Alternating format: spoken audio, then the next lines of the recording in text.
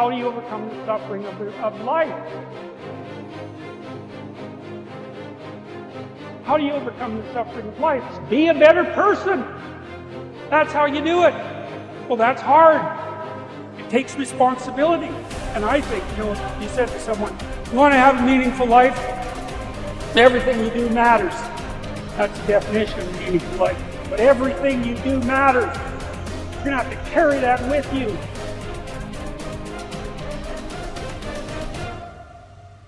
Do you realize that every day you thought you wasn't going to make it? Do you remember them days where you thought it was absolutely unbearable and you thought you wasn't going to endure that one? I'm telling you, do me a favor. Just don't let it break you. If you get past it, on the other side of it, it's going to be phenomenal. The ultimate resources are emotional states. If you're creative enough, can you find the answer? Yes or no? If you're determined enough, can you find the breakthrough? Yes or no? If you're passionate, loving enough, can you get someone to help you? Yes or no? If there's no way that you're committed, can you find the money even if you don't have it? Yes or no? So I said creativity, decisiveness, passion, honesty, sincerity, love. These are the ultimate human resources. And when you engage these resources, you can get any other resource on earth. So if you don't put the work in today, if you don't do the unending, back-breaking work of developing yourself into something greater, the world is going to pass you by. The people that are going to own it are going to be the ones that did that work. And the one promise that I can make you right now is that somebody out there is outworking. Somebody right now is doing the things that I'm saying. Somebody right now is doing the work of failing and getting up and getting better and pushing themselves and triggering that glorious adaptation response that makes humans the apex predator. Someone right now, they're putting in that work. And if we don't, the future is going to belong to them. So when you stop outsourcing your happiness, your validation, your support, all of it, and you bring it back in, and you get responsible for it, when you're responsible, when you're the driver of your life, when you're not looking out to anybody else to fix it for you, you're the one that has to do the work.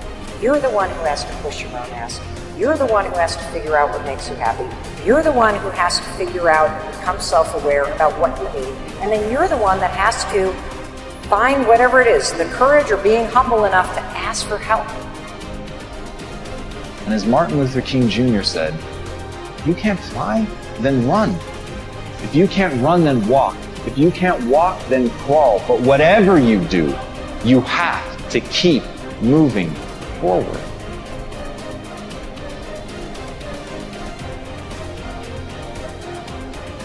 Anybody that you feel very strongly about, have some negative feelings about, let's look at some good reasons to forgive them. Number one, you must try and see what has happened or see things from that other person's point of view. Let's look at it from their point of view. That's one area. That's number one. Then number two, holding a grudge hurts you. Doesn't hurt them. So just for good health and peace of mind, let it go. Any feeling of resentment or anger or hatred is called to me the load of bitterness within. Every thought that we entertain produces a chemical in our brain that impacts the body's immune system. And besides, this person you're hating, they probably are not even aware of it. If someplace having a good time, don't even know you're really hating them. You've turned up the steam, gone from dislike to hate, intense hate. And here you are killing yourself, making yourself vulnerable to various types of illnesses, putting yourself in bad health. And I say that person is not worth your sacrificing your health or 1 minute of peace of mind. 1 minute of anger robs you of 60 seconds of happiness. So decide it doesn't matter. Let it go and experience the dignity and the magnanimous sense of character of being big enough to move on and get on with your life. Letting it go so you can grow Next step. Lack of self-acceptance. How does it show up? How does it manifest itself? See, all of us have greatness within us.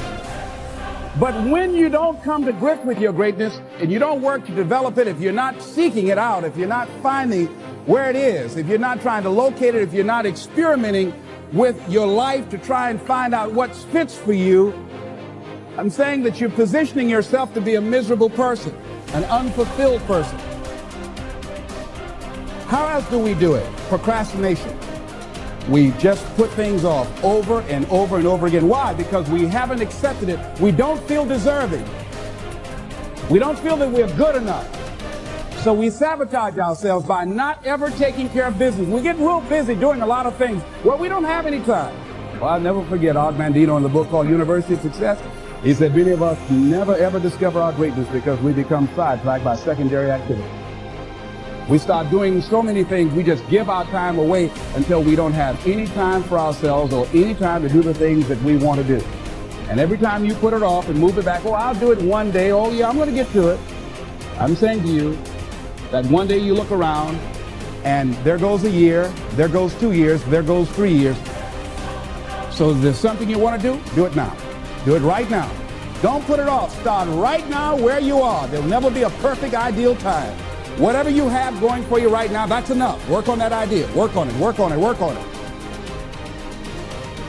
Decide, commit, act, succeed, repeat. The one thing that all the greats have in common is they sweat the small stuff. They pay very, very close attention to every detail. Michael used to sweat the details so much in his basketball game that carried on into his personal life. The suit had to match the car he was driving that particular day. But what those details allowed him to do was to put him in the zone to be the best basketball player on that given night. The dark side is something that's in everybody, but it's a situation that you have to control the dark side. If it controls you, that's when things start to go real, real bad. That's when you have a tendency to go to what I call the other side. But if you harness the fuel that's from that dark side, whether it's anger, whether it's fear, and turn that into positive fuel, it'll help you really succeed at whatever you're trying to do. Empowerment is authority. It is a signed permission slip to actually seize the day. It's the process of getting stronger and more confident and more engaged. And to be empowered is to move through the world without any kind of fear or any kind of apology. And with these gifts comes an even deeper privilege, I believe, and that is the ability to take charge of your own life, to own yourself, and claim your rights. And here's what I know for sure, that to whom much is given, much is expected. And I have been given so much. I've earned it, I've been blessed with it, but I've been given a lot. And that's why I've chosen to use my life to lift other people up. What do you really want? Do you know most people can't tell you what they really want? They don't know what they really want. They have never sat down and got super serious. What do you really want? Because when it starts to come to you, instantly we're thinking, how can we do it? And we forget it. I tell a story about sitting down with a couple, Pat and John. They worked for Sun Life Insurance Company. I was a big contract with them when I was doing work. And they came and asked me one day, said, could we meet you for lunch or something? I said, okay. So I was sitting talking to them. And I talked to them for quite a while. And they were telling me how rough things were and it was going in the wrong direction. So I listened to them for a little while. I said, what do you really want? They had no idea what they wanted. But I kept pressing, what do you really want? Well, they were living in a basement apartment in somebody's house. They wanted to have their own house. I said, we'll go and buy one. They said, we can't buy a house, we don't have any money. I said, you don't need any money. They said, what do you mean we don't need any money? I said, you haven't decided to buy a house. What the hell do you need the money for? Now that is so light you could easily pass that over.